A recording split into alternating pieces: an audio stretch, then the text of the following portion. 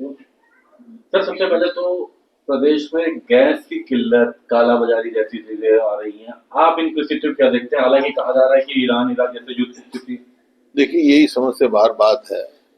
सरकार कह रही है गैस की कोई कमी नहीं, फिर लाइन क्यों लगी हुई है?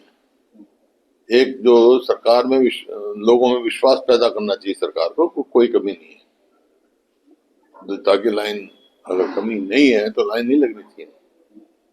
तो हालांकि सरकार जो आप क्या कहते हैं ऐसे में किस तरह के प्रबंध होने चाहिए ताकि लोगों को थोड़े परेशानी ना प्रबंध हो? होने चाहिए ताकि जैसे कई जगह कहते हैं भाई हमने गैस मंगाई, उन्होंने कहा भी नहीं। कोई कहते हैं 25 दिन के बाद मिलेगी। इस किस्म की कोई अविश्वास पैदा नहीं होना चाहिए लोगों में, पैनिक हो जाते हैं।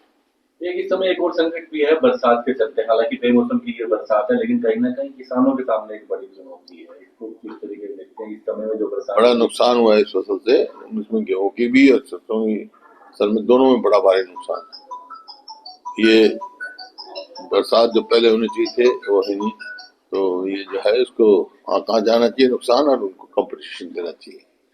सर एक राज्यसभा को लेकर भी बात करेंगे। 5 विधायकों को नोटिस भेजा गया है, इनवैलिड वोट का नोटिस इनको भेजा गया है।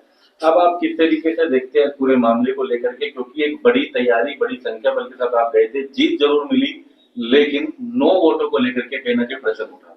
9 वोटों नहीं, 5 वोट जो है क्रॉस वोटिंग हुई हमारी, और 4 वोट जो है वो हमारी वैलिड वोट थी।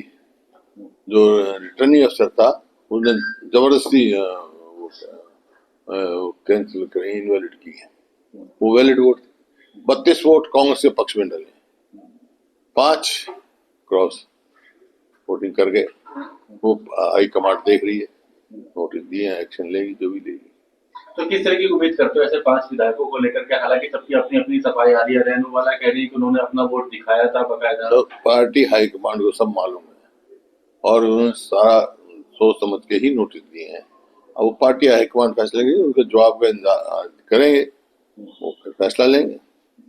तो ये क्रॉस वोट को लेकर के है क्योंकि invalid cross vote cross vote को लेकर नोटिस। इनवैलिड तो किसने की उसका तो पता ही नहीं, नोटिस जाने का मतलब ही कोई नहीं।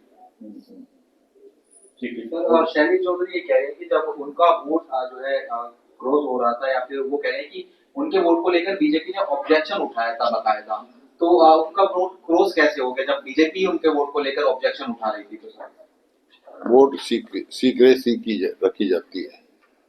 मेरे को मालूम था, जो भी बैठे थे, हम एजेंट 2 ही थे सरकारी अधिकृत थे, मैं और प्रसाद। जो उनका एजेंट है उनको नहीं पता होगा किसने कहाँ डाली है। सर अब इंडियन नेशनल लोकदल को लेकर आप लास्ट में आप कह सकते हैं इस चुनाव में जो भूमिका, हालांकि कहीं ना कहीं उनका वोट ना देना भी कांग्रेस के पक्ष में जरूर गया होगा, किस तरीके से देखते हैं? मुख्यमंत्री कह रहे हैं इंडियन नेशनल लोकदल अब कांग्रेस की बी टीम हो गई है। इनेलो कांग्रेस की बी टीम हो गई है। इनेलो बीजेपी की बी टीम है, समझे? जब उनको पता था, अभय चौटाला जी ने खुद कहा कि कांग्रेस को तो 30-32 वोट मिलेंगे, उनको पता था कांग्रेस जीती है। ये जबरदस्ती इनवैलिड किए हैं, ये तो काउंटिंग पे हुई ना, नहीं तो पहले हो गया, अभी 32 वोट डली है। इनेलो का वोट ना डालना किसके लिए फायदे में रहा? किसके लिए फायदेमंद क्या है? मैं बताया फायदेमंद तो हमारी तो पूरी 32 वोट थी भाई, जबरदस्ती इनवैलिड की है। वो तो बी टीम है ही, नहीं तो 3 बजे तक क्यों इंतजार करते हैं? मेरे को ये बताइए। जबकि पहले दिन मैंने 2 दिन पहले कह दिया था भाई आप बीजेपी के खिलाफ हो, कांग्रेस के भी खिलाफ हो, तो अपना स्टैंड स्पष्ट करें, किसको वोट देंगे।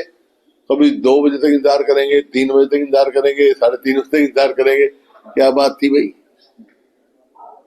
ठीक है सर।